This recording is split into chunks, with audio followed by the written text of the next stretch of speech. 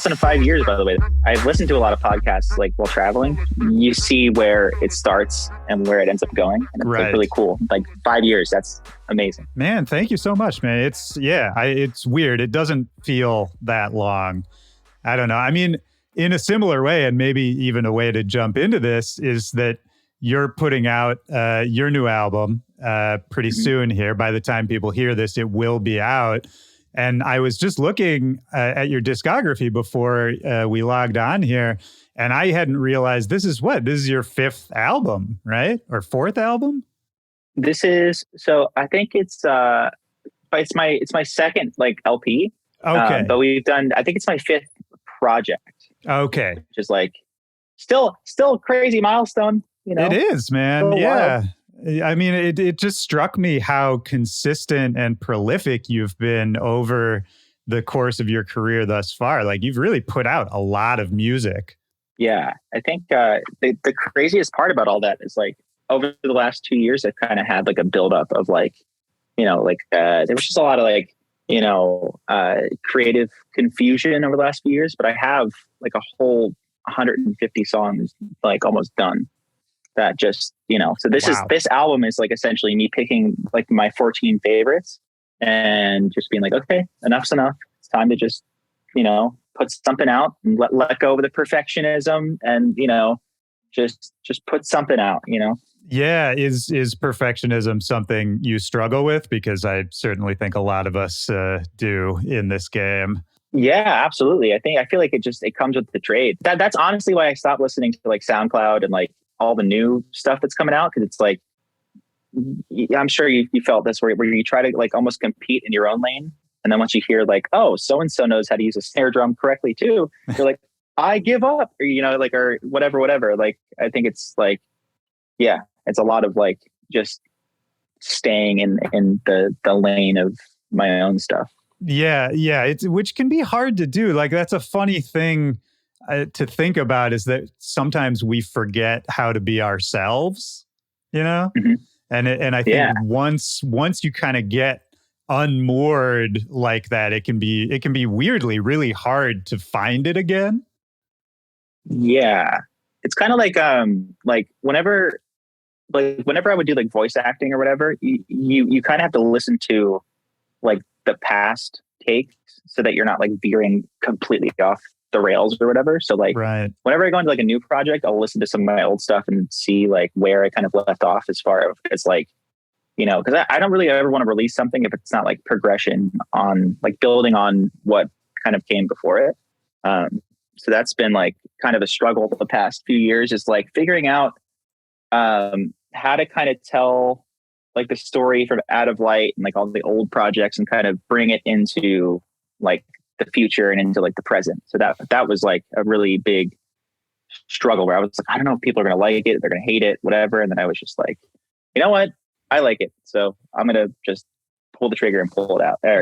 Release it. Which at the end of the day, man, that's the absolute best move you can make is, you know, I think especially too, I mean, if we're talking about you've put out all this music and now there is a history behind the name and people associate the name Slushii with certain songs or sounds or styles, that can mess with your head too. And I think what you're talking about is just saying, no, really the root of this is I made a song that I think is cool, and so I'm going to put it out. That's, at the end of the day, that's the absolute best choice anybody can make when they're making music.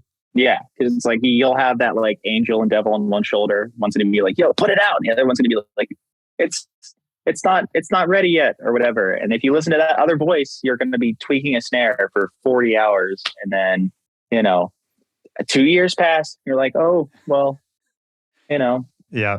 Oh, yeah, man. I mean, the amount of songs that people will never hear from their favorite artist because they're just living on a hard drive or living on a reel of tape somewhere. It's ridiculous. Yeah, it's crazy. What happens to, I mean, you said you had like 150 songs that you whittled down. So what happens to the ones that doesn't make the cut? Do those ever get heard? Do you go back to them or do you move on?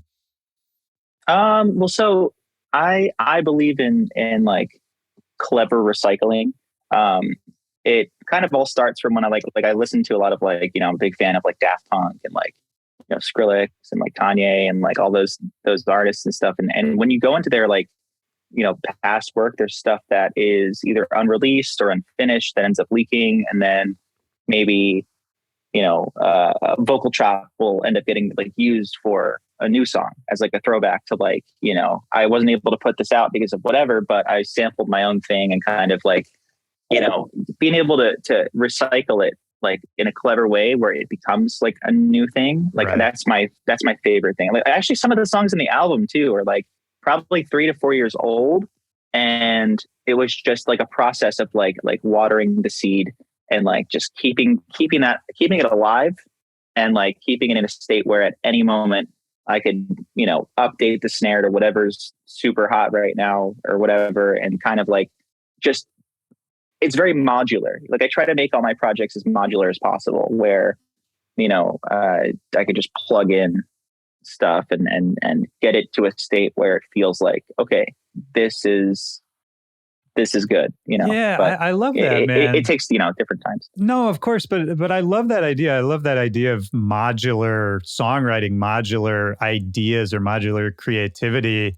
I never thought about it in quite that way, but you're absolutely right because when we're in our most creative space, our most open space, most ideas that come through there's something to that idea, right? Mm-hmm. Even if you can't turn it into a perfect song at the time. And so I love that, man. I mean, it's almost like maybe you're having a conversation with somebody and then the conversation ends. And then 10 minutes later, you're like, oh, I should have said this, Yeah. And I like that idea of now you can actually go back and kind of perfect the raw material. Well, and like a big thing for me too is like I'm a huge fan of like like deadmau and like his like for me 4 times 4 is 12 was like one of the first electronic projects I got into, and there was an interview that really kind of messed me up for a long time where he said that if you ever find yourself working on a project for longer than 2 hours and you have to come back to it, just scrap it. So like for the longest time I was just like, okay, got it, Mr. deadmau, I'll follow, whatever. And then I was like scrapping songs. And then what I would do sometimes is bounce out acapellas or bounce out MIDI for stems or something. And then, when I would get a new computer, I would drag the old stems in and see if I can kind of play with something old and try to spark some creativity. And that's when I was like, oh, you can just like make a bunch of like, the smartest thing I've ever done is like, even if I'm super tired, I'll make projects for future me to go back and kind of like decode it in a way that's like, okay, it was 3 a.m. I see where I was going with this melody. Right. Hey, I'm on it now. Let's, I like that. I love that process of just like, not really assembly line, but like, just future proofing for yourself so that you're making the process, easier and more efficient for like the style that you work in, Yeah. And that's great too. I mean, it's like collaborating with yourself or past versions of yourself, Exactly. I mean, I guess we could kind of go anywhere with this, but it makes me wonder when you first started making electronic music, what did that look like? Like how do you think you've evolved as a producer over time?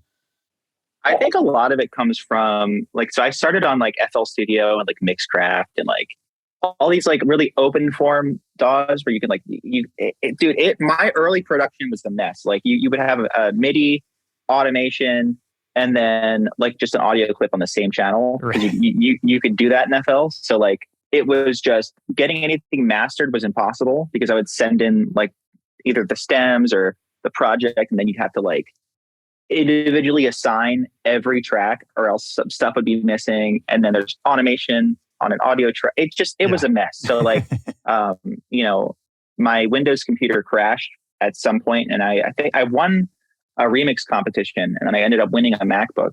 And then I just started working on Ableton and it like whipped me into a more organized shape really fast. Yeah. But yeah, that I think, but I mean, in the beginning, it was just like, there's a plugin called SliceX on FL where you can like, it's kind of like that like vocal choppy, Sure, like yeah. it's like a resampler kind of. But I would drag like full songs into it and just like I would auto slice it and then just kind of piece together where I thought it sounded cool and then like kind of build it from there. Mm. That's actually like even now, that's where a lot of my like songs start, is where like I'll drag maybe an old acapella or a vocal in, and I'll see where I can kind of take it on my own and then start, putting in the original elements. And that makes sense, man. I could totally see that. I mean, even on song like new songs off the album, like After Midnight, I was listening to, and even that, has these kind of like chops. The way you chopped up the leads in that sample, I mean, it almost does sound like you threw something into a sampler and took little pieces of it. The way I love that tune, man. The way you assembled it.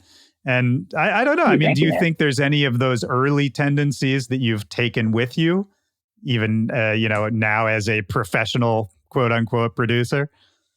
Yeah, I think the biggest thing for me is I feel like I don't know if it's a good or bad. It's a double-edged sword thing, I'd say. Like I'm able to kind of hear the end point of a sound. Like I kind of already know where I want to go with it. So like, I say it's a double-edged sword because like I'll sit in the room for like 15 minutes tweaking a sound, and then people are like, where is this kind of coming together? Which is why I kind of produce by myself, because it's like I know what I'm doing. But like you know how it is. You're in the studio with 20 people and you're editing this little serum sound, and it doesn't sound good until you hit that like resonant, or like you put that sauce on it, and then it starts sounding really good.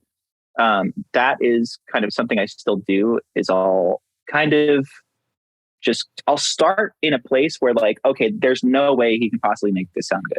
Like I almost purposefully try to make it sound really bad first and just distort it and whatever. And then I'll resample it. And then I'll start to, either drag it into a sampler or like, I just try to get it as destroyed as possible to where, in Ableton, you can stretch it with like the texture filter, but you can stretch it to the point where it makes its own pitch. So like you can take like a vocal and then stretch it out and then texture it, and then spectral resonator or something random like that, and then you have a new bass hit or a vocal chop or something. So like from there, then you can just drop it into a sampler, and then I'll just start playing like Zelda or something, and I'll see if anything kind of comes from those motifs. But that's it's really just kind of throwing stuff at the wall and seeing what sticks, because I'll sometimes do drums, or I'll throw a kick in there and speed it up to where you get that kind of snailsy, like just granulizer kind of sound. Right. But yeah, so that's that. I mean, it really is random, it's there really isn't any one way to do it. A lot of people ask me like, oh my God, how do you get into music production? I'm just like, just do it, man. Just do it. And it sounds like a cop out, but it's really not. You really just have to kind of do it. Yeah, I completely agree. I mean, when you first started back on FL and Mixcraft and all that, did you have anyone teaching you? Were you watching tutorials? Was it all self-taught? It was all YouTube. All of it was literally all of it. It was because I was tethering internet off an iPod Touch. I was like looking up how to create Kill the Noise, Growl, and Massive or whatever, and I would just watch all those tutorials, and I just kind of soaked in like, oh well, the square wave does this, and what, like I never really learned like proper music theory, but I just kind of I just had like this weird connection to like electronics and stuff like that. Like it's hard to explain, it's like, yeah. Well, I mean, I think part of it, well, you tell me if you agree, because I've talked to other people and I know you're a big gamer as well. And I think there is a link between gaming and music production. I mean, to me, like when I sit down with Ableton Live, there's a certain part of that really does feel like playing a game and assembling a puzzle or, solving a problem, that sort of thing. So I don't know for you if it's the same thing, but, for me, I grew up playing games as a kid. And then at a certain point when I got in front of a DAW, it was like, oh, there's parts of this that seem similar to other shit I already like. Yeah, it's like Tetris for me. It's Mm. like you're trying to fit, like you have the board and your drums and everything like sit. If everything sits nice, you'll clear a line, you Right. know. But when you start to get like the weird little stick outs and stuff like that, you have to kind of fix that. So I think of that as like the master's clipping or something, or there's like a little peak or something like that. Like that's like, you know, my there's also Tetris Effect too, which is like it's for VR. It's like but like I as you're heard about that. playing, Yeah. it's musical Tetris. Oh, okay. So it'll like play samples as you drop lines and stuff like Oh, that. that's It's crazy. really like it's really kind of changed the way that I produce, because like it's a free form game, and you kind of like just you see how the song kind of builds as you build up momentum of like clearing more lines and stuff like that. So it's like Oh, that's it's really interesting. interesting. It's like a new way to kind of like get inspired. Man, did you ever play this is an older game, the game Rez? Rez is REZ, right? Yeah, REZ, which the only reason I bring it up is it's an early I forget what system, maybe like, you know, one of like PlayStation 2 or 3 or something.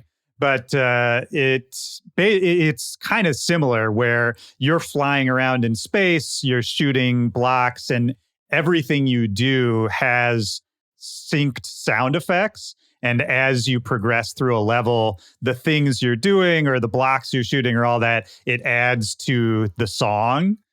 Mm-hmm. And it's a very integrated. I think it sort of gets mentioned as one of the early kind of like music and game integrated games. Anyway, it's a very beautiful, if you ever find it somewhere in an emulator, it's just like a very pleasant, beautiful game to play. It kind of reminds me of. So I'm looking it up. It's for PS2. Okay. It looks like Polybius. So there's a newer game called Polybius. I think I would say that it's probably like directly inspired. Interesting. It's also it's not directly synced to music, but it's the same kind of thing where like when you break stuff, you get like an extra shield, and that stuff starts to kind of change around you. But like if you play it with like Spotify in the background, it kind of like creates that effect. But like I definitely got to check Res out if it's like integrated in game. That's like insane. It is, man. No, it's crazy the way. I mean, it's a very simple game, but it's just elegantly done. You know. That's awesome. Yeah, Definitely going to check it out. Yeah, highly recommend, man. I'm sure there's some emulators out there. But I mean, so you mentioned a second ago, which that visual that I loved of you tethering internet off of your iPod when you were first learning to produce. I mean, what else? Let's build out that image. What else was going on in your life? Like, where were you? How old were you when you started learning all this stuff? What was going on? Man, I would say it was probably like 14 or 15. I had gotten the iPod for Christmas, and then I think I went to I was in summer camp that summer, and then I kind of got into production the summer after sometime in middle school, and that's the iPod that I ended up jumping into the pool with and breaking. That's a whole thing. I broke probably 6 to 7 iPods, like 10 computers. It's all, like I was just a tinkerer growing up, you know. So like I really, I just really got into like tethering internet, you know, replacing RAM sticks and stuff like that, and just like the process of kind of, you know, deconstructing something, putting it back together, and seeing that, oh, okay, so that's how it works. So it's almost like you're adding, like, you know, like if you're playing a game or something, and then there's a blueprint for something, and you add it to your inventory, you now know how to make that. Right, so yeah. Then it's like, okay, well, the skill tree just widened. So like, okay, now I can make this, and I can make that. So like with Massive, let's say, like once you make the laser sound, oh, cool, now I can make like a longer laser, and then I can turn that into a riser. And there's just like so many different ways, like your mind just explodes when you're like, oh, okay, that's really cool. Yeah, that's interesting, man. Is that, tinkering around with electronics and all that, were you just always that kid? Was that always the tendency, even from like a young age? Oh, yeah. Like Guitar Hero, DDR, just like all the rhythm games kind of when I was growing up mixed with the kind of tech stuff. That's essentially like, how I got into like Daft Punk, like seeing them build their own stage, and like, Dead Mouse building his own stage and kind of running visuals through the helmet. And that just like, as a tech thing, that was just really cool. And I was like, that's insane how you can kind of mix the two things together. Yeah, I mean, that's another example maybe of what we're talking about, of this, actually synchronizing these different forms together, having one influence the other. And I mean, obviously, Daft Punk, Dead Mouse, like very good examples of early people who did that on a big scale. And I mean, it's wild to see where we've come from that to now, where it's almost, if you're an artist of a certain level, it's almost expected that you have to do that. And it's like, I think it's, it feels like the evolution of an artist. It's kind of like coming into your own, like almost creating your own little orbit, your own little universe. Yeah. Like whenever I think of like The Weeknd, or, just artists that started doing their thing and they kept doing their thing, and then it ended up growing into like this universe, really, where like they are like, The Weeknd is this embodiment of whatever he, writes music about. And like he embodies it through the visual side as well as the audio side. So like that was always really cool. It's like, if your music is amazing and there isn't any kind of like visual language for it, I feel like a lot of the time, like that was a big problem that I had for a while, was that like the music and the visual language didn't really add up, because it was like the music was super angry and dubsteppy and crazy.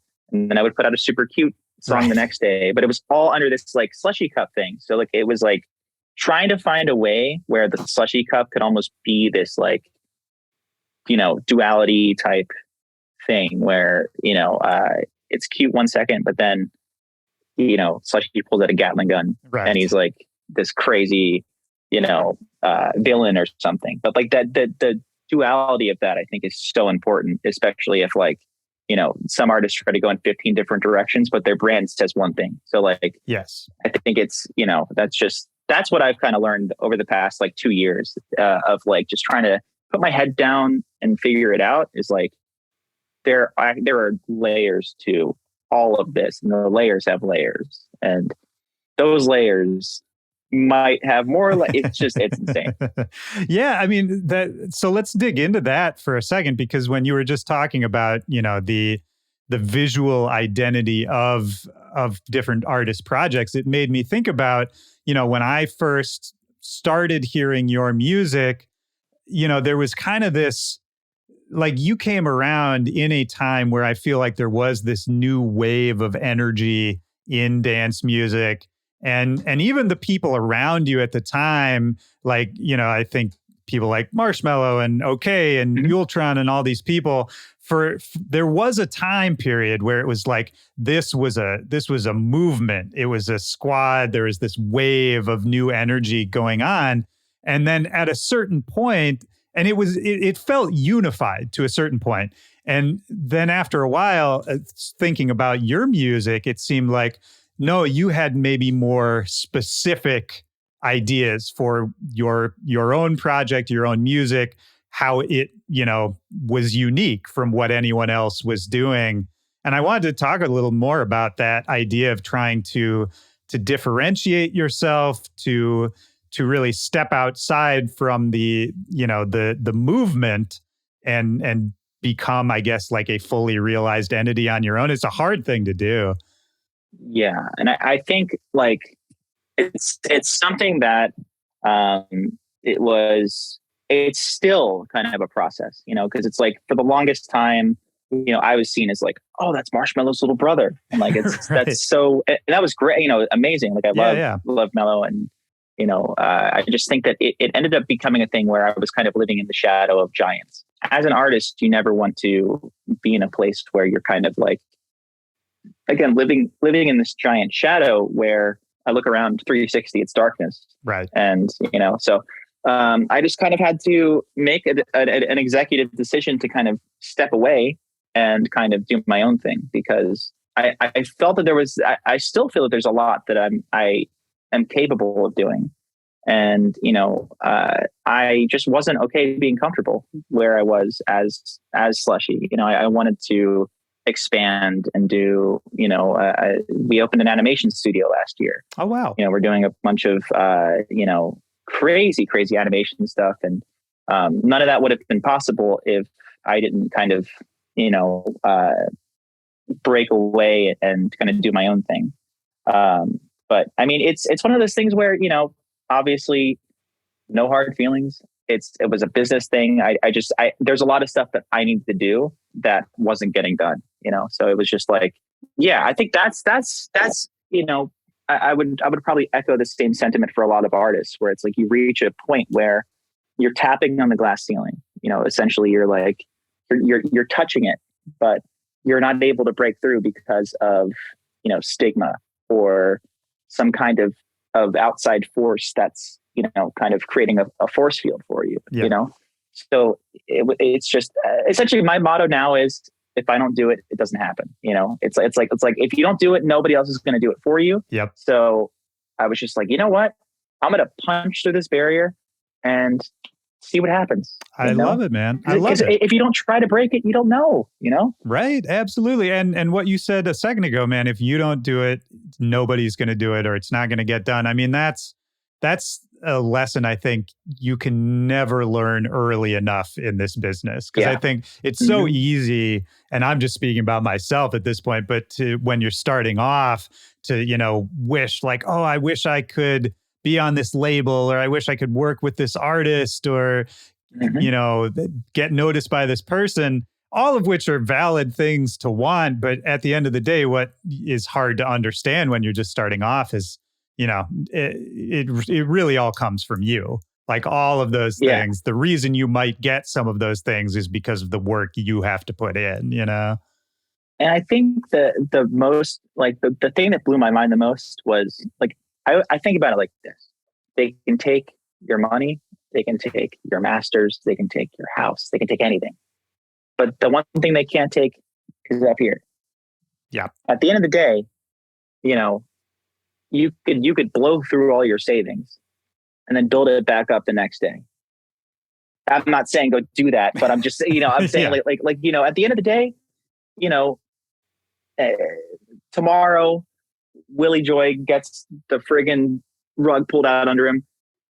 The day after that, he's back to it, Yep, absolutely. I get the rug pulled out from underneath me the next day.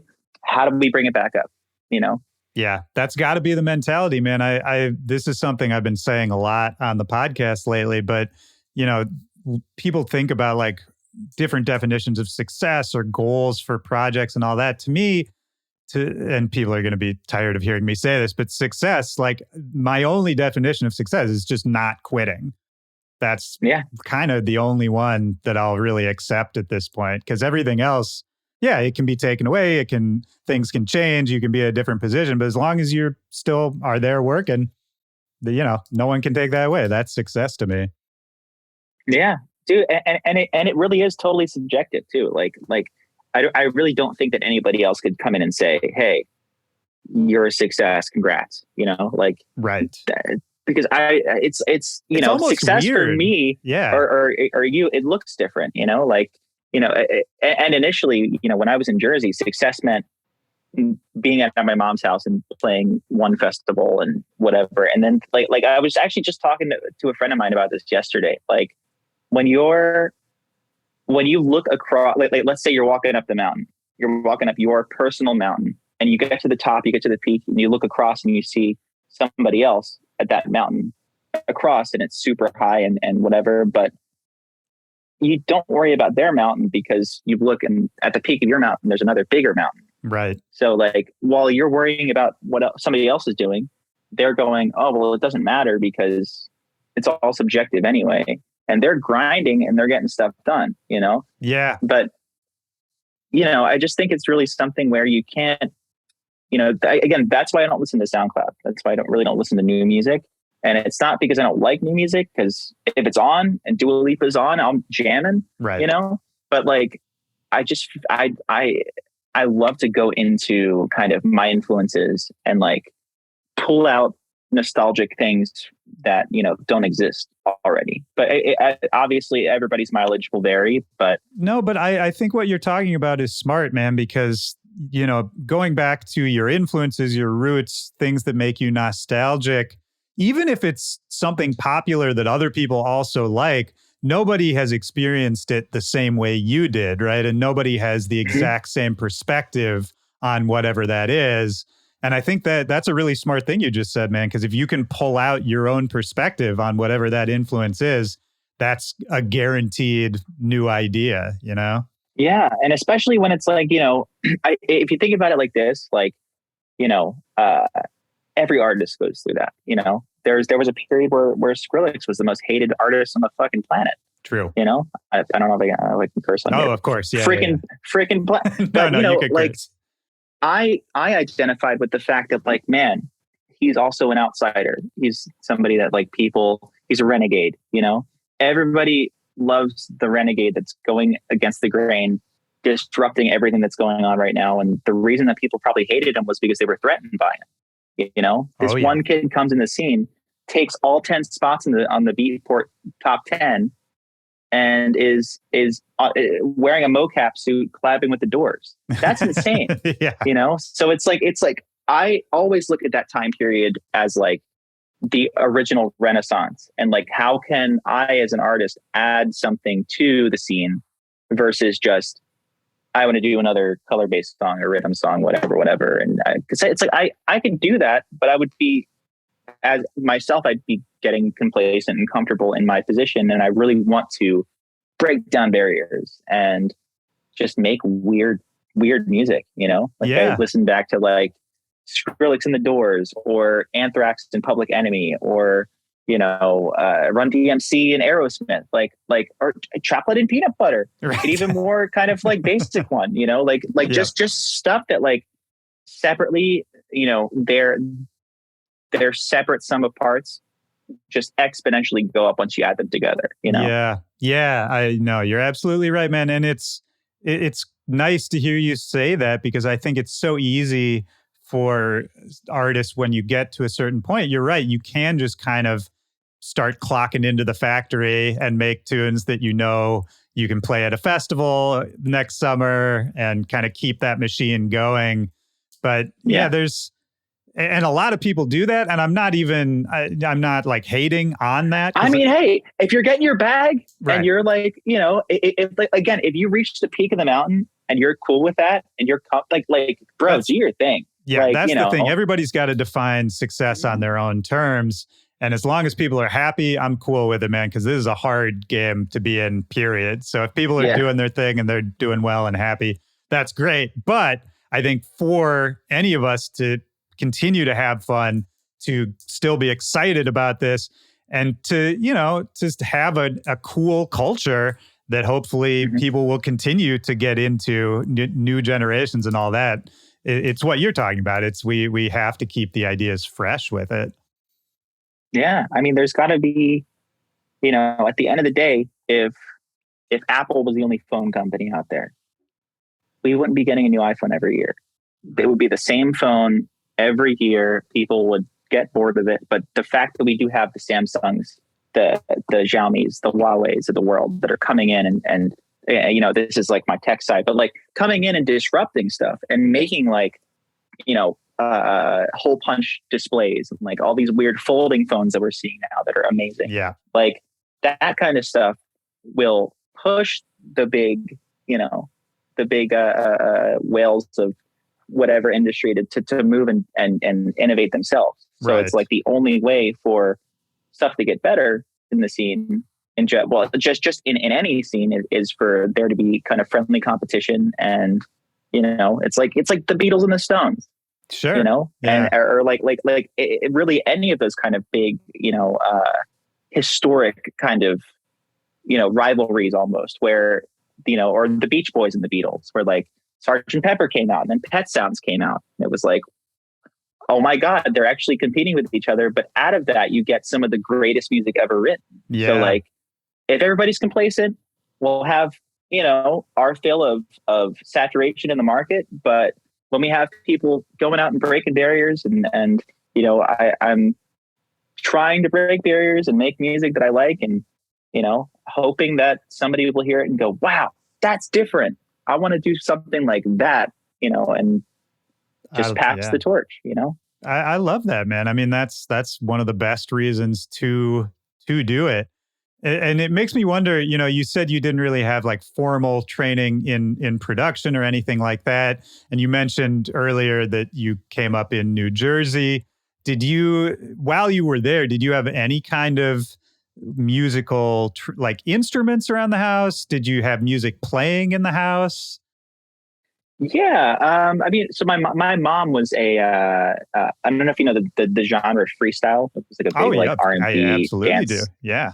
She was like a fairly big freestyle singer in the 90s. Oh shit. Okay. And then that kind of like, originally I was like, oh my God, my mom makes dance music. It's really lame. And then I got into Dance Dance Revolution and I was like, all right, this stuff's kind of cool. Yeah. So then, but I had, my uncle gave me a guitar. My other uncle gave me a piano to just, they're both great musicians. Like my family's very musical, but, I took a guitar lesson, didn't like how he was just making me play scales the whole time because I just wanted to do creative stuff. So I just was like, you know what? Thank you for the lesson. But I kind of just went home and tried to, figure it out myself. And that's really like, that's really kind of been my whole journey. It's just like looking at something going, that's really cool, but how can I do it my own way? And that's kind of like, I play guitar wrong like I still play piano wrong to this day. Like you're supposed to play with all 5 fingers like this, but I play like with 3, like a crab. Oh, like a velociraptor. Yeah.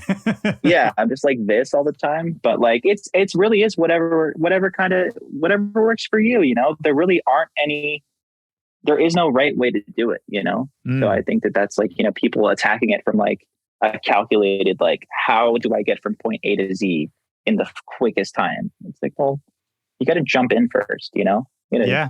Got to take the leap. It's like Into the Spider-Verse. Have you seen the Into the Spider-Verse movie? Oh yeah. When he says it's a leap of faith, it really is a leap of faith. You got to trust yourself. And 90% of the hardest part is jumping in. Once you jump in and you see, wow, there's a million people out here doing the same thing, struggling the same way, being broke, just like, I've been broke off of music before. All of us have, like we all started somewhere. Nobody gets there overnight. It took me 6 years and I'm still learning to this day, So never stop learning, never stop creating. I think that's like the best way to get to where you want to go. Yeah, I think you're right, man. It's consistency and persistence and all those cliches. They're actually true. It's one of those funny things. And I mean, it sounds like if your mom was singing freestyle songs, which is fucking awesome, by the way. But do you think that planted the seed of, the idea of even like making music, performing music, being on stage, having people look at you, that kind of thing? I think that I think to a certain extent, like I think that kind of like, is probably passed down of just like, I can stand in front of however many people and I just see like a blob. Like, I don't really see individual people. I just see like a blob of people. But then it's less identifiable. It's like, oh, that person's looking at me. Unless it's like public speaking. I was lucky enough to kind of have that support system and my mom kind of being like there to kind of go to all the shows and everything. And, while not all of my family was super stoked that I did music at first, just as it goes, I was just really lucky to have, my mom, my best friend, Andy, who whenever I even want to quit, he's like, bro, don't do it. Because we've been friends for like more than 10 years. He's seen me at my lowest. And like, you just need somebody, even if it's me on this podcast saying, hey, listener, if you're about to quit, don't do it. Don't do it. You're making a big mistake by trying to quit. Yep. Man, you're right. Sometimes it's just the one voice can make that huge difference. It doesn't have to be a lot. And it's nice to hear too that you had at least a friend when you were younger, kind of coming up, maybe with similar interests, that kind of thing. What part of Jersey are we talking about? Was this like urban? Was this small town? Like small town, I'd say small town fusion. Like I lived in like South Jersey, so like Mount Laurel, Cherry Hill area, but like I also lived in front of a farm. Like I lived next to a farm, Okay. kind of. So like it's really like you could drive to Philadelphia, go to like District 9 or Soundgarden or whatever, and then you could be back the same night and then go to the, Wawa or the farm the next day, or like the vet, or there's just like it was just the weirdest setup. There's like 20,000 people in the town. Right. But it was a really great kind of I would say humble beginnings, because it was just a very, like, nothing happened in that town. All I had to do was just make music. And yeah. Was it one of those things where you like couldn't wait to get out of there? Was it a bummer that it was quiet? I think it's I think it's a double-edged sword. Like, whenever I visit home, it's really nice for like a week, and then I start going stir crazy. Yeah. I'm in the house all the time. But I think that, I don't know. I think like for me, it wasn't too hard because I'm kind of a homebody to begin with.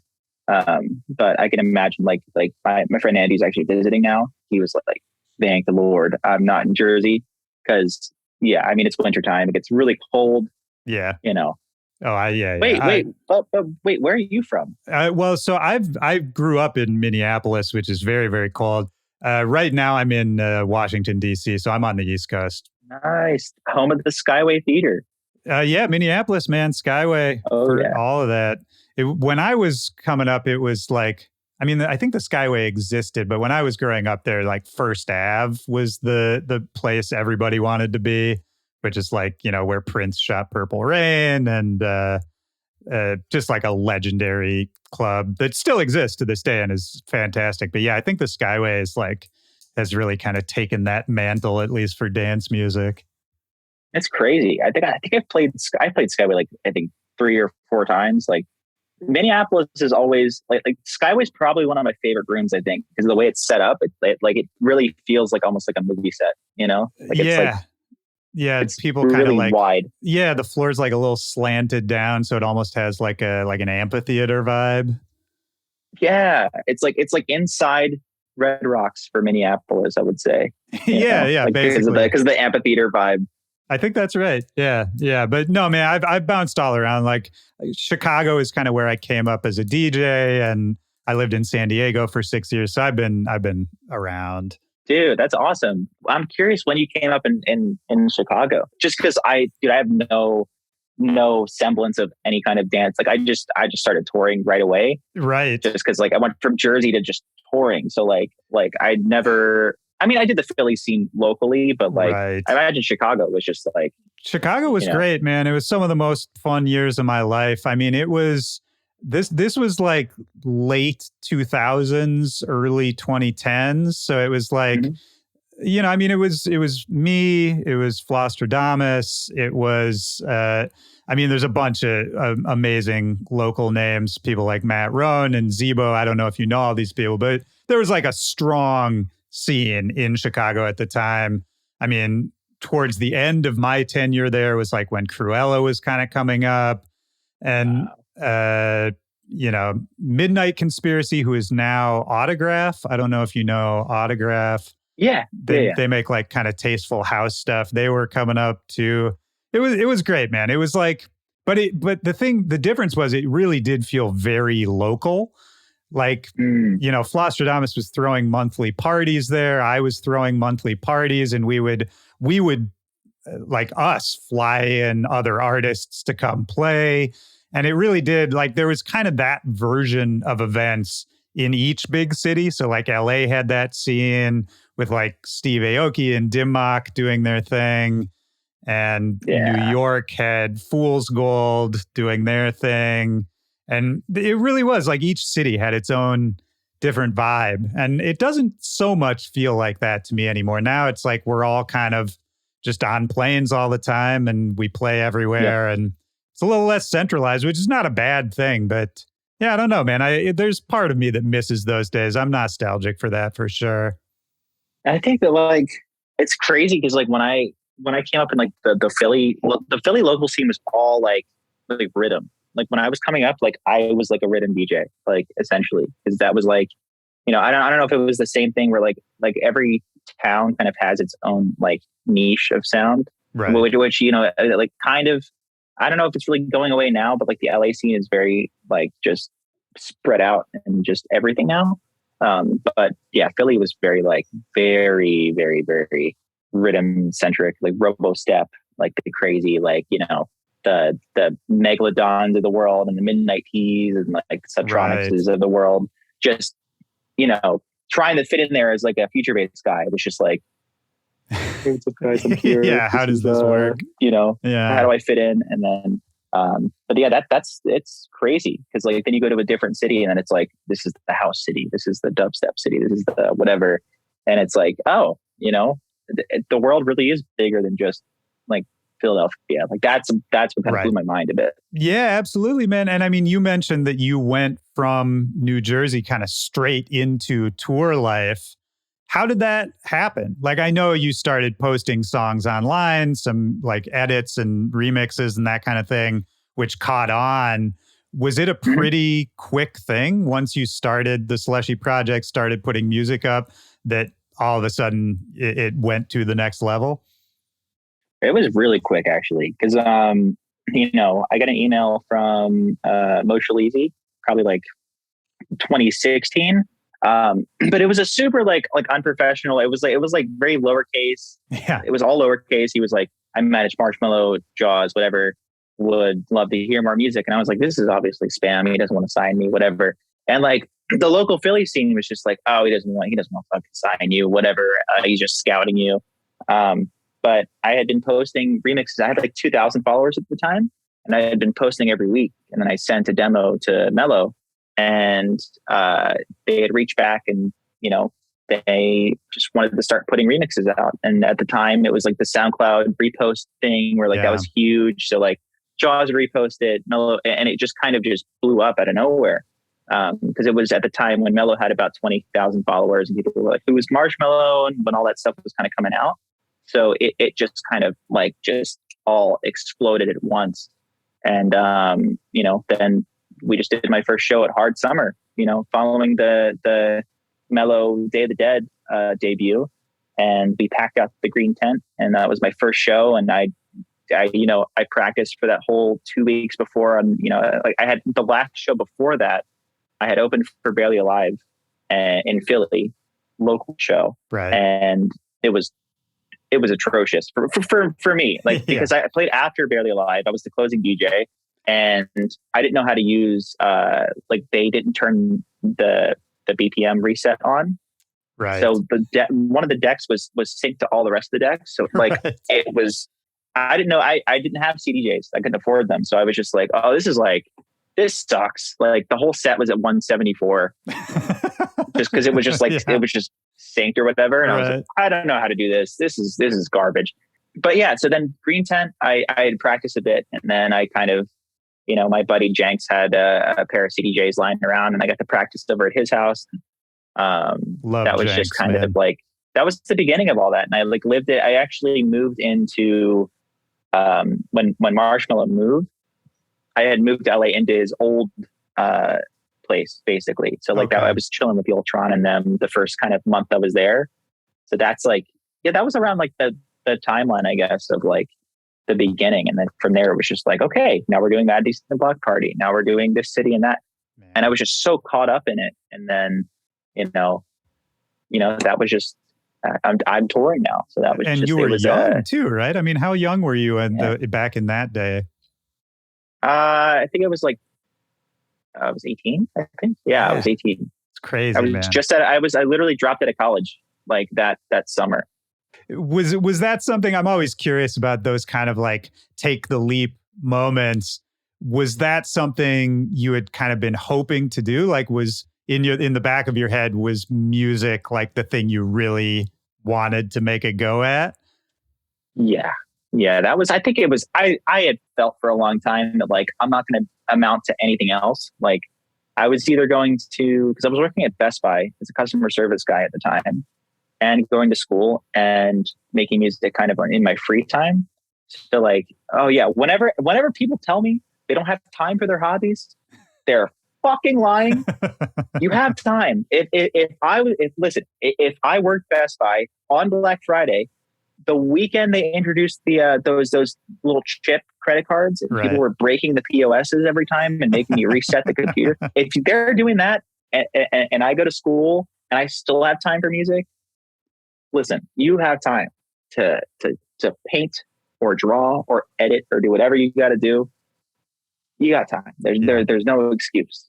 If Well, but why do you say? Because you said if it wasn't music that you didn't think you'd end up as anything. Why was that? Was it just music was kind of the only thing that made sense? it was. I mean, like I say, it was the only thing I'm really good at. But that's like that's just that's just me. But I don't know. I mean, you're talking about taking apart really, computers. That's not everybody can do that. Yeah. Well, I mean, those two, but that's why Best Buy was a thing at the time. But I mean, like in school during the tech classes, I would convince the teacher to let me make a song for whatever project we had. So like, yeah, I would say tech and music at the same time, but like everything else, history, I don't really know history that well, unless it pertains to like tech or something, Yeah. But I would just say that I was very particular about like the information that I took in, which was like, when you're in a school where everybody's kind of conforming to be the same, essentially, you're conforming to the best I'm grades. familiar with the high school. Yeah. Yeah. I don't know if you've heard of high school. Yeah. It's like, I was just like, listen, I am not taking in any of this information. I was writing songs for my math class at that point. I was like, Right. I had figured out a way to kind of work around it. But, now they call me back to talk to the teachers to like show them how to kind of be more receptive to visual learners. So it's like, I mean, I graduated probably third from the bottom in my class, but I kind of knew what I wanted to do since the beginning, if that makes sense. That's really interesting, man. And, earlier you said that one reason you connected with Skrillex so much was that he was like kind of an outsider, kind of doing it his own way. Did you feel like an outsider yourself to a certain point when you were a kid? Yeah, I think my a lot of like my whole life essentially, because it's like people know, but they don't really know. So I'm on the spectrum. So I have Asperger's and like ADHD. So like a big thing for me was kind of social skills. Like early in high school and middle school, I was lower functioning than I am now. So kind of talking to new people and getting kind of involved with social situations was difficult for me. So that's why I kind of almost used music and computers as kind of like my personal language of like, this makes sense. A computer can't break your heart. Right. A computer doesn't get angry when you don't submit something on time. So that's kind of my mindset of like, the computer has allowed me to create so much music. Yeah, that makes sense. And I mean, what you were talking about earlier about, getting inside it, taking it apart, putting it back together, correct me if I'm wrong, but to me, then it's like, oh, well, then if you get inside it, you put it back together, then you know how the whole thing works, right? Like there aren't any unknowns to that. Yeah. Yeah. It's like, it's 0 and 1. It's either 0 or 1. Right. There's once you start introducing 3 and 4 and you start making it like really crazy, and it's like, do you think music and maybe the entire career part of it, having to go to different cities and talk to a lot of people, do you think that helped with the Asperger's and like your evolution as a person, or was that like a separate kind of evolution? I would say that mixed with Best Buy and kind of having to put on this like retail Sure. mask, I would say that was really like, I think kind of the moment of clarity for me of like, oh, this woman isn't mad at me. She's upset that her phone isn't working. Right. So how do I get around that to make this woman happy again? So it's just like, I know that these people have had a horrible week, or, they're going through something, or, maybe they got an F on their test, or maybe something happened. So it's my job to make their day better by putting on a good show. So that's where that comes from of like, I want to be what countless others haven't been for me, you know, Mm. and kind of, you know, being that beacon of inspiration and the beacon of just, you know, you can do it. You can hold on for one more day. You know, you can hold on for just a bit longer, Oh, and it's that's going to be all right, you know? that's beautiful, man. Trying to be for others what others have not been for you. Because I think, I mean, first of all, that's just a wonderful thing to aspire to. But I think also through that, probably you are then more seen and understood yourself, right? Because Yeah. if people have, you know, are grateful to you for some kind of interaction, or just you have, you know, it could be a small thing, but then I think when people have those feelings of warmth or gratitude for you, then, you know, they look at you in a different light and really try to relate to you, as opposed to, I don't know. Now that we're talking about it, I feel like in the music industry, a lot of relationships you build are are friendships or acquaintances or any of that that are pleasant and friendly, and there's nothing wrong with it. But I think actually now that we're talking about it, I'm like, I don't know how much actual relating to each other happens in like Yeah. music industry I relationships. can't name 6 DJs that I'm actually friends with that I hang out with on a consistent basis. You Yeah. know, like I can probably name like two or three. Yeah. And that's like upsetting sometimes. It's like we all see each other at Ultra. We all see each other. And like during the pandemic, I'm like, that was one of my kind of lowest points, was like, damn, I see all these people at Ultra, at EDC. You know, I went to EDC last year and it was like, dude, like nobody's like, people are clicked up in their own little thing. And it's like high school again. Like, Right. just because your agent doesn't like my agent, that doesn't mean you can't say hi to me. You know, it's like, Yeah. dude, there's so much like just stupid, like ego trip stuff going on. And it's like, you know, I don't come up to people and say like, hey, by the way, I did this and that. Like, nobody cares. You know, it's Of like, course. Of course. Well, and end of it's, the day, man, and I mean, so many people are kind of on their own, they're on their own trip and they've got their own shit going on. Like on my best days, what I try to do is what you were doing at Best Buy, which is I try to just put myself in their shoes and just be like, I don't know, man, maybe they're super stressed out about what they're doing. And I more or less, like, I use that kind of thing used to bother me a lot too. And I yeah, felt very similarly. These days, it doesn't really bother me anymore, but I will say the relationships that are real and the real friends that I do have, I'm just so grateful for those at this point. I yeah, really try to focus on that because it's those relationships are so meaningful, and all the rest of them. If I see somebody at a festival and we have a good hang and a nice chat, that's great. You know, it doesn't have to be more than that. It's nice if it is, but I'm trying to get better about kind of not putting weight on those things. I think it's a lot of it is, you know, you're absolutely right. It's just like, you know, somebody might be going through something that moment, you know, and I just think that like people just need to let go of that. Like, well, maybe he doesn't want to hit me up because whatever. Just call that person.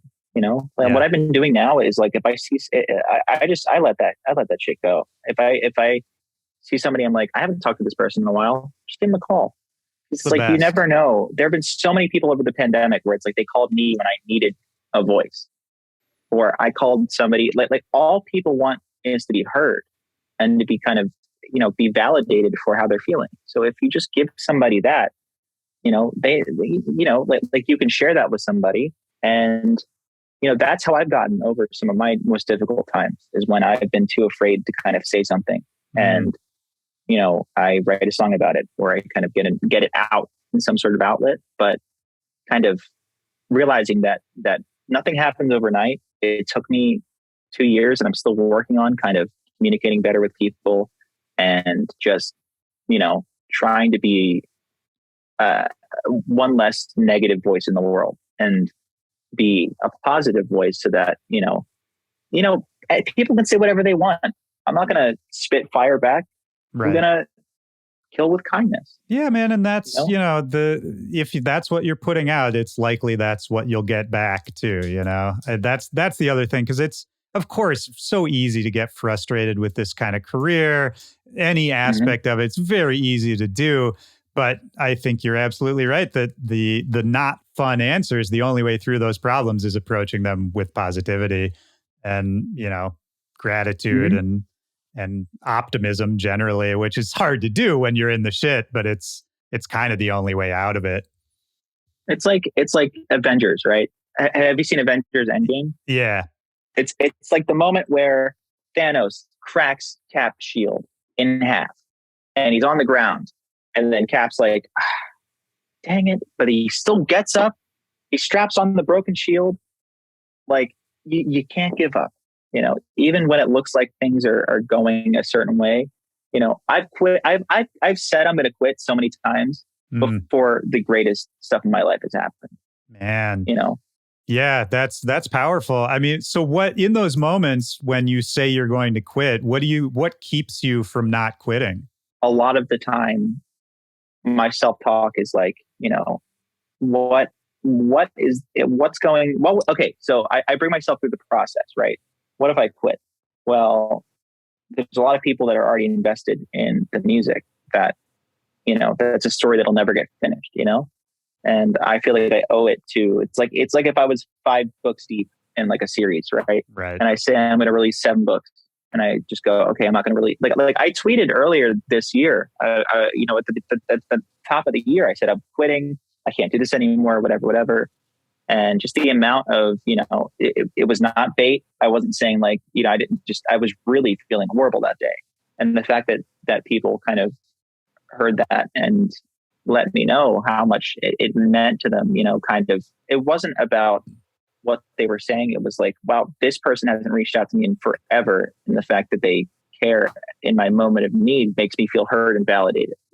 Right. And it was like, it was just the moment of like overhearing somebody say like, man, so much wasted potential. Well, I wonder what if, and I hate what if, you know? Mm, So it's always just a matter of like that's kind of like what's kind of circling through my head. And then I go, okay, I'll try it one more time. I'll give it my all. And when I do that, when I say, okay, screw it, I'm going to do it once my way and give it my all.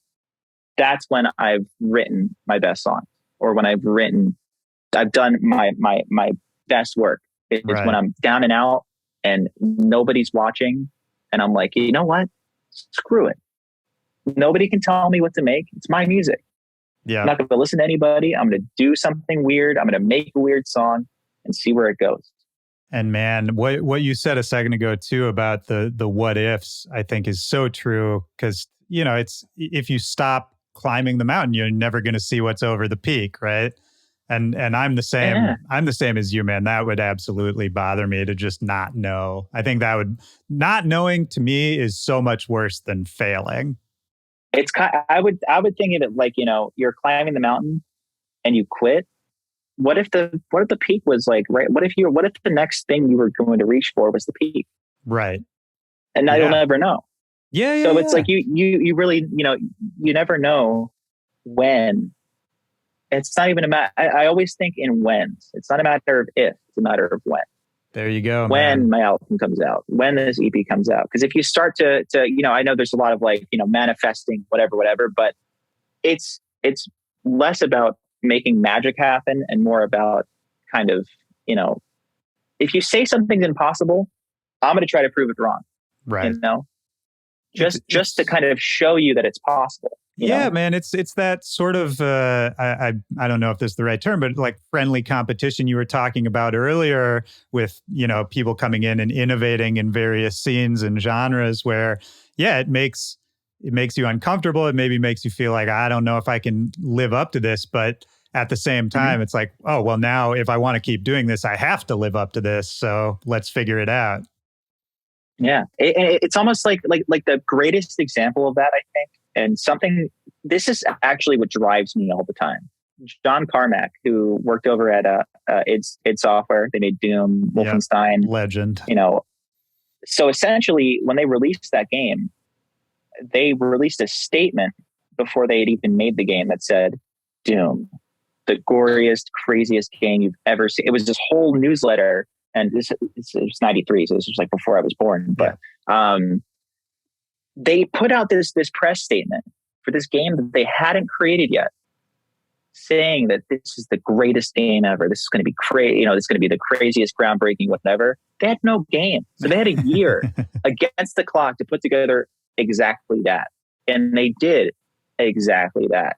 So like, that just goes to show, like, I'm not saying like just go announce the biggest project, but that's the biggest example of like a group of renegades saying, you know what, that they were probably dealing with, a bunch of other game studios that didn't want to put their game out or something. There was probably something in the way, and they were like, you know what, screw it, we're going to make some noise. And they did. And at the time that the game dropped, I'm pretty sure that the servers crashed because so many people were trying to download the game because it was so hyped up from their newsletter, So it's like, that was just a big moment for me where I'm like, well, if I don't just get it out there, that's why, I announced the Tokyo Machine EP a few days ago. We're doing like a collaboration EP. Right. And we haven't even picked the songs out yet, but I know that it's going to be a banger because, we've collabed before, and it's just a matter of like, okay, let's do it again, know? And I love kind of putting down that pressure of like, just kind of forcing myself to act on a project. It's like there's so many like whiteboard moments where maybe you're like, maybe EP or maybe, but if you're just like, this is coming out this date, I gotta finish it by then it's like, yep, pressure's on, man. Do you generally operate well under pressure, you think? Like, does that help you get stuff done? I think my best work is when it's like, okay, you have 12 hours to do it, or it's like, then I have to deliver. I have to do it. It's not even a matter of like, I can kind of make it, phone it in, whatever. I have to make this fantastic because that's the final product, Yeah, no, I get that, man. And I mean, aside from all the stuff you've been announcing, or I should say, in addition to all the stuff you've been announcing, I saw you were going back on tour pretty soon for the album as well. Mm-hmm. And we talked about how you were kind of thrown into the touring whirlwind early. Has your relationship to the road changed at all? Like, if you started off on like this high platform, like packed out tent at a festival kind of thing, and that lifestyle is such a crazy, I don't know, it's a crazy making kind of lifestyle, I feel like, but also one that I have a lot of love for. Is it exciting though? I mean, also with the pandemic, blah blah blah, is it exciting to think about going back on the road pretty heavy? Is that part of it that you're really into? I think it's a bit half and half because, like, as you know, they don't tell you that there's going to be down periods. They don't tell you that there's going to be, times where you're not going to sell as much because it's the winter time or something, or, there's a lot that I didn't know that I know now. And it's essentially, touring is the part of my job where it's like, our job where we get to play our new stuff and show people what we're super passionate about and kind of just, perform. And so half of me is very excited for it. Half of me is a bit weary and nervous because, it's my first actual tour in a long time. The way previous tours have been handled really hasn't been like the best for, reasons out of our control. But it's I think it's just a kind of like, maintenance period for me where I'm figuring out, okay, I tear everything down.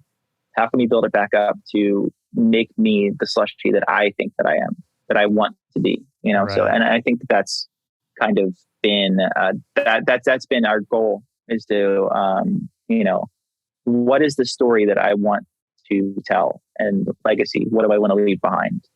So, that's been like a lot of what I've been thinking about. Well, what is that story? Because you mentioned before that you would listen to older projects to try to think about, does what I'm working on now fit this kind of story arc or this through line? Is there, like, when you say story, are we talking about, is there like an overarching narrative, or is it more of a feel? Is it like a sonic palette? I think it's for me, it's an evolution. I'll go back and listen to, like, let's say Out of Light or specific songs that are super like one way, and thinking about how can I. Okay, well, a better example would be like The Weeknd, right? He put out Sure. his new projects, and it's the '80s flavor modernized. So it's essentially taking something that maybe is outdated or maybe is a snapshot from time, and bringing it to the modern day, and like flipping it to where you can get that nostalgic sample in the beginning or vibe, and then it kind of like warps you to the future. That's Yeah. my favorite vibe, when like it maybe has a familiar element, and then it just totally just gets knocked on its head. So on the new album, maybe let's think about that in context of the new album. What was it about the songs that ended up on the album that fit that kind of idea, as opposed to, all the ones that didn't make the cut? Is there like a unifying idea around it? Yeah, so I think a lot of this project was, like Cry for You, which is like very. I didn't really make it to be played out at shows. It's like, but being able to do that, and I feel like I'm kind of in my, I've had time to take off of touring, so I got to make the music that I want people to actually listen to. Um, that's probably, I guess, the thing that's at the forefront is making music that in 5 years, in maybe even 10 years, it's electronic, but the way it's mixed and mastered, the way the sounds are placed, like the sounds I use can hold up, because I'm not competing with whatever's popular right now. I'm competing with myself. So like when you create this specific lane for your music, you know, it it ends up, like here's the main timeline, and it goes this way and stuff ages like this, but then you break out and do your own thing, and you're on your own timeline. So you go back and listen to Homework, or like Scary Monsters and Nice Sprites, or these projects that are you listen to them and they're so in their own lane that they don't age. Right. They age in a different way than normal trending or pop music would age. Like you listen to a song and you go, that's so 2012, that's so whatever. But then you go listen to like Knife Party or something. You go listen to like Noisia. You're like, this sounds like it's from the year like 4000. Yeah, right. I don't know where this even plays, or like Cohen Sound, or any of these artists that are just Cashmere Cat, that are doing like really just different stuff, and that just are on a different wavelength. Yeah. That stuff stands the test of time, and that's the kind of music that I would aspire to make. Is music that's separated from the norm, can fit with the norm as popular music, but then stays in legacy as this was the album where this subgenre was created, or this song led to this collaboration, or just trying to kind of just make different stuff. Yeah. Yeah. No, I love that, man. I think those are all worthy goals to have. Are there things, this is such a hack question, but are there things you haven't done yet that you really want to do with the project? Are there like bigger goals for it, or just ideas you haven't gotten to execute yet that are on your mind? Yeah, absolutely. I think I have essentially the next 10 years strategically planned. 10 years, there's man. a lot of stuff that, there's a lot of stuff that I see myself doing in the next 10 years, as far as like beyond music. Like one day I would love to kind of, there was a position over at Apple that I'm pretty sure, I don't know, Johnny Ive was the guy that used to essentially announce Apple Right. products, and he was like the kind of creative director, and he went to go on to like design like the iMac and the like the translucent kind of Yeah, Macs and stuff like I know that. what you're talking about. Like, Yeah.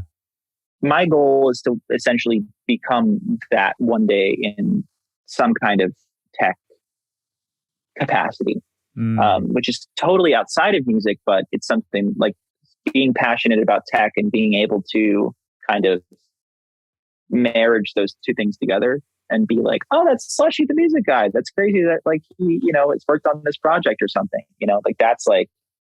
that's just a passion project dream of mine, to kind of be integrated with,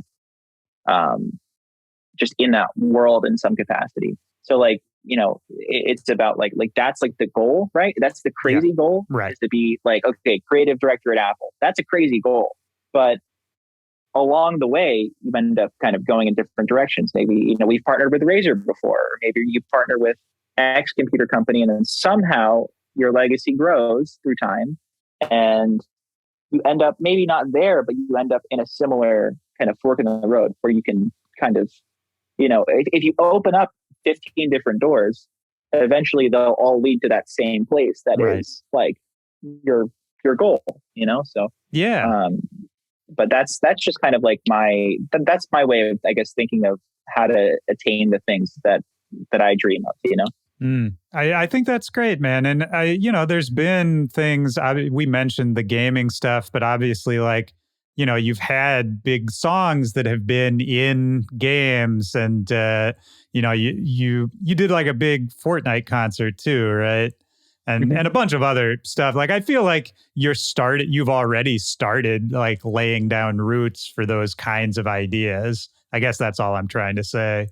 I feel like with, not necessarily exiting the pandemic, but like on this kind of bookend period where everything's kind of up in the air, it really feels like a lot of people are actually taking the plunge into their dream endeavors. And like it feels like, I feel a rumbling of almost like a renaissance where, a lot of my friends and creative people are going ahead and doing their own albums and kind of doing what they want to do. And I think it's amazing, like it's great that there's been kind of obviously in the world, it's not fantastic, but creatively it's been insane for, people that have been locked up for 2 years and been able to kind of procure this crazy library of just like stuff that nobody's heard before. And it's like, well, I think it's really interesting. Everybody had to take a long look at themselves too, man. It's like, why are we really doing this? For every individual,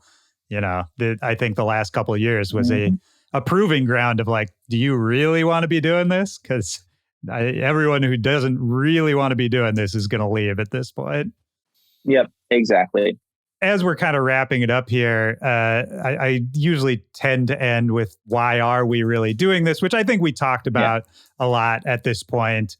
And you had said earlier, you talked about like manifesting things and how it's really like, I'm on your side with this, where it's not about so much spiritual stuff as it is about tools to kind of just set yourself up for success. But I do want to ask, is any of this spiritual to you? Are you a spiritual person? Do you consider yourself a spiritual person? Is there some part of what we do that we don't really understand?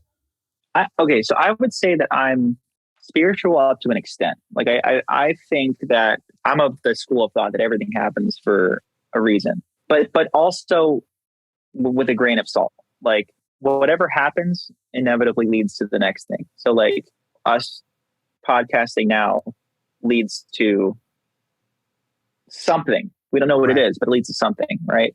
Me putting my album out will lead to something in the future, but I have to do something first. It's like you give the universe something to work with.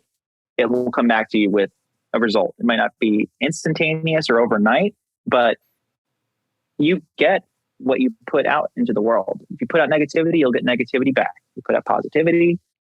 A lot of us were taught about the golden rule: treat people how you want to be treated. Not everybody goes by that rule, but I'm a believer in karma.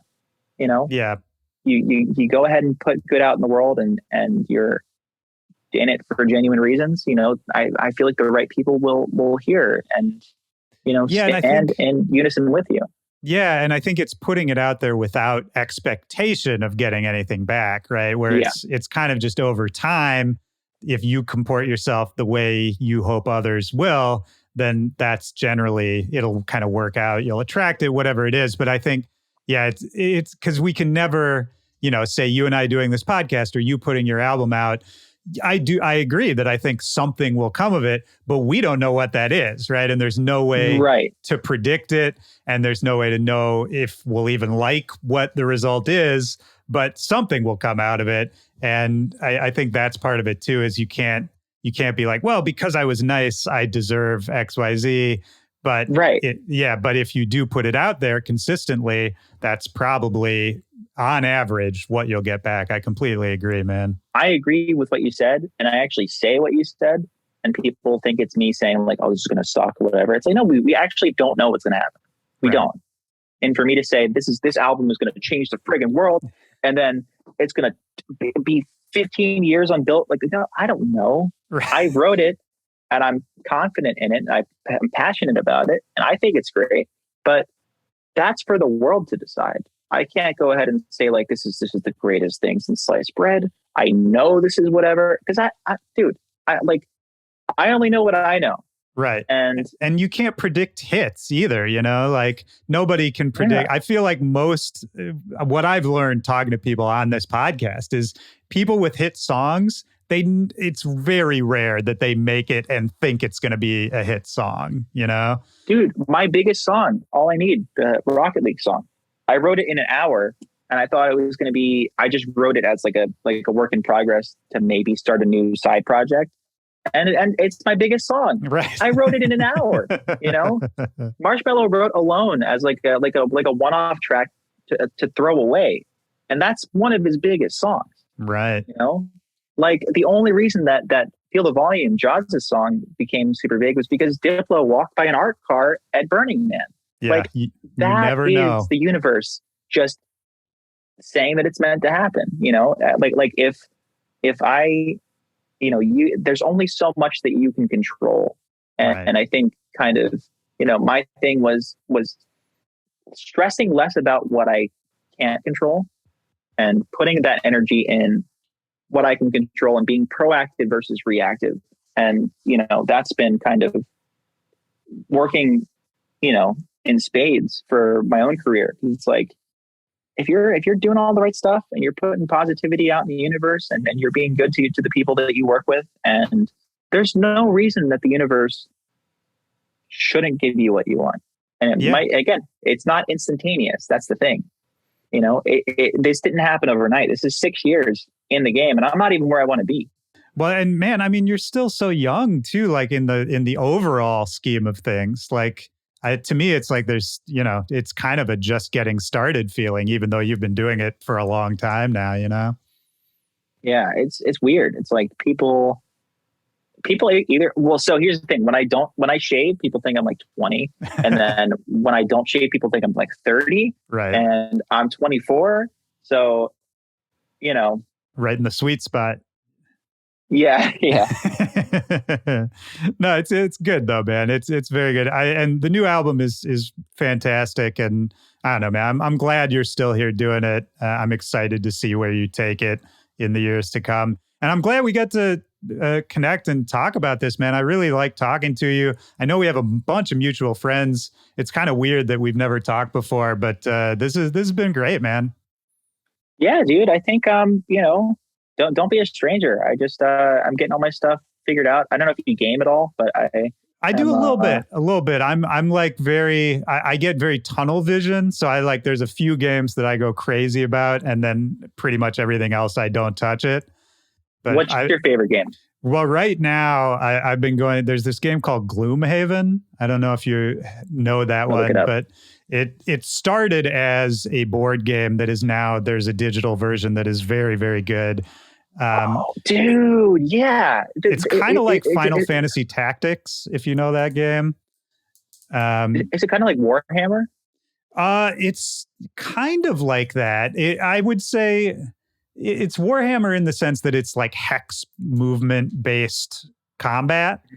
But it's, you get like, there's a million different characters. Each character has kind of unique abilities.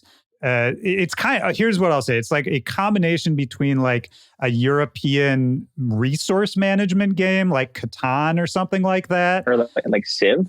Yeah, kind of like Civ. Or Settlers of Catan or something like that, mixed with like a Final Fantasy or like a like ability based fighting game. So it's round based combat, turn based combat, but also like the management of the cards in your hand is very important. Efficiency is very important. Anyway, I could go. You've got me on the Wow, thing. I could go on and on. I'm big into that's that sick, right now. dude. We got to get into well, so I've been on what is it, Fortnite, like Sure. nonstop. I've been trying to get a DJ crew together, just so we can all be as horrible together as we are individually. You know, Well, I've never played, but I'd be down. dude. Well, I'm super down. This is great. This was awesome. It's very rare to like talk to another like music producer that's like, yeah, we go through the same shit like all the time. Yeah, everybody at every level, man. That's the funny part of it. Oh, wait, before you go, I wrote this down because I wanted to ask. Yeah. You said earlier you were doing voiceovers for something, and what are you doing, or what did you do voiceovers for? I did. I think I posted it, but I did voiceover for Robot Chicken. Oh shit! For I think their 10th season, I played a rat with an ear surgically attached to his back. Okay. And yeah, it was a crazy. So we went to their studio, Stupid Buddy Studio. We got to see all their like toys and like like puppet rig stuff that they have. Right. And then Fabio was in there doing voiceover work the same day. So like it was me in the booth, and then Fabio steps in. It was he's all majestic, right. And I'm just like just chilling. It was crazy. It was a really crazy experience. I mean, man, sometimes that's another thing about this career is just every once in a while you get those really random moments where they are so surreal that just no other path could have brought you to. I mean, we don't have to go too far into this, but like I saw the video you put out with Designer and Bob Saget, which was like right before Bob Saget passed away. And it's like, first of all, just what a bizarre collection of people to be in a room together. But then, for that to be so close to when Bob Saget passed away, like, I don't know, that must have been a wild experience. It was crazy. Like, cause, I think Who Kid's really was really good friends with Bob Saget, and then got him to come to the shoot. And like that day that we were shooting the video, it was just like, hey, Bob Saget's coming through. I'm like, what? That's epic. And he was just there in like the chef hat and everything. And he cooked bacon, and I had bacon. I ate Bob Saget's bacon. Oh wow! That day, amazing. It was crazy. It was just a really cool like again like kind of meshing worlds that shouldn't work, right. And then it ends up working. Like that's literally just where the goalposts are for me. That's where I'm just like, I mean, okay, mission accomplished. You could do more. And maybe you are already planning on this, but I feel like you could do some crazy hip hop projects too. Because I've always felt like a lot of your stuff, I was going through older tracks of yours that are in my crates, and there are all these old like edits and bootlegs that I had forgotten about over the years that all of them, I was like, oh, right, this is the version of the song I ended up playing because it had kind of that bounce and that swagger to it that maybe I didn't find in some of the originals, which a lot of that to me goes back to like a hip hop style, or at least like an understanding of sort of the energy of hip hop. I feel like you could do some crazy stuff with that. Yeah. I mean, like it all stems from like, I love like Wu-Tang and like just like Dr. Dre and like all that, like Kanye, of course, like that music where like it just feels like it's coming from somewhere else. Like it feels like it's like they've opened a portal to like a universe where the music just bangs, Yeah. So like just kind of trying to channel my influences, and like before I would do like before I made the Bacon beat, I was just listening to like a bunch of old hip hop and just hip hop in general, and like trying to emulate that. Yeah, sometimes that's what it is, man. As you go back and listen to the old stuff, the stuff you fell in love with, and I mean, I guess I'm just saying what you've already said a bunch of times is it's trying to update that feeling, but not copy it, right? And somehow like contextualize that feeling in the modern day. As long as the spirit never goes away, and like as long as it's still like, that's why you'll see with like a show, when they reboot a show, it either does amazing because they keep the spirit of it and just update the world around it, or they don't do any of that, and it's just the same in name. That is kind of what I was trying to avoid with all this new stuff. Was like, I didn't want it to be a Slushii project in name and not sound like me, Right. because there's too many instances of like a follow-up project being, an artist's follow-up project being super hyped and it not sounding like them, and then they lose that spirit, So it's just like making sure every release has that, Slushii ism to it. Then I'm like, okay, I've done my job. Yeah. Beautiful, man.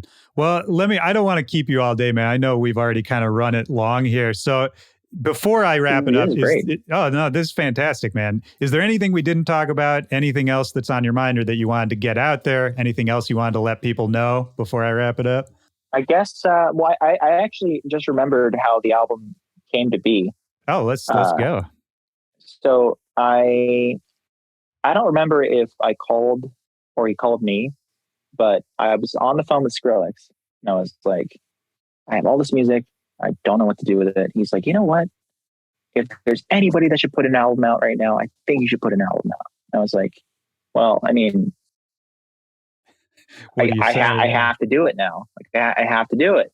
But I was really down on myself for a long time. And, Sonny telling me to get back on the horse and just do it really kind of kicked my ass a bit. And I was like, I just have to do it, Again, it was just the right place, right time. He called me when I was getting ready to put songs together and just put that little bit of spark in my ear of saying I should do an album. And here we are.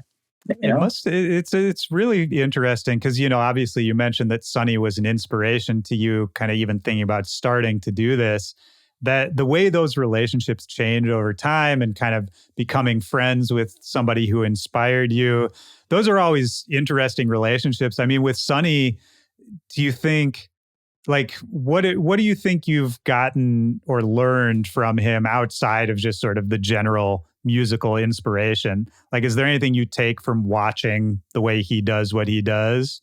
It always just seemed like he was in his own world, That's where I kind of got the whole adage of putting good out into the world, you get good back. Like, whenever anybody's around him, it just feels very like the air is different, Yeah. There's no judgment. There's no, it's almost like he sucks all the bad vibes out of the room. Yeah. He's the nicest person. Like, it's crazy. I was just so inspired by that, because it's like, well, how can I kind of develop myself a bit better or learn kind of how to just be more positive.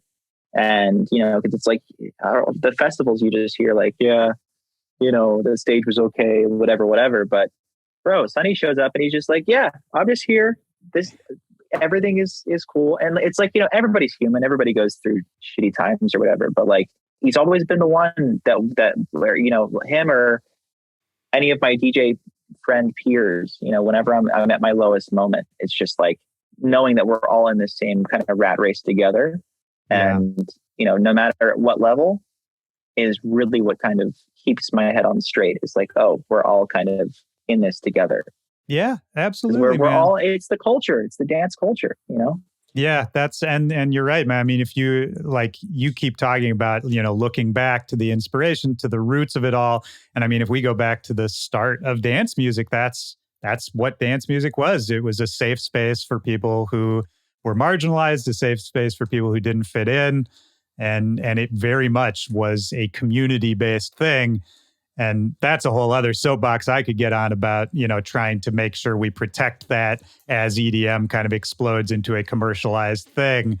But I think you're right on, man. It's all about the individual people being there at the right time. I have a similar Skrillex story that I've told on this podcast before. Like, I think everybody has a story like that who's met him, of just like some nice thing he did or some little thing he said that, yeah, man, he's a great example of that.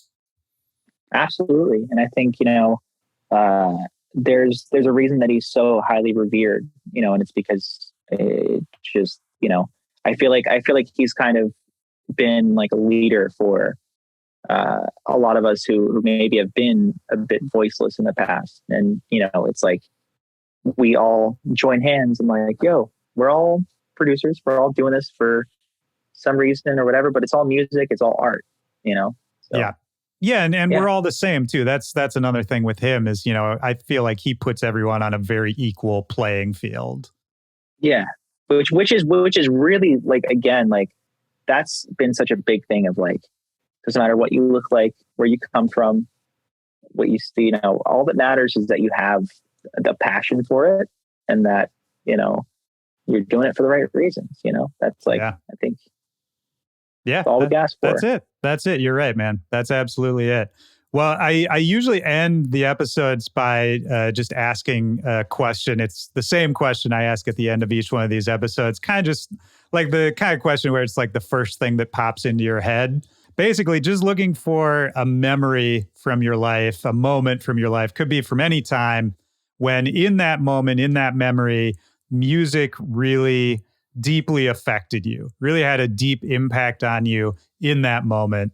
And that's meant to be a super broad question. There's no wrong answer.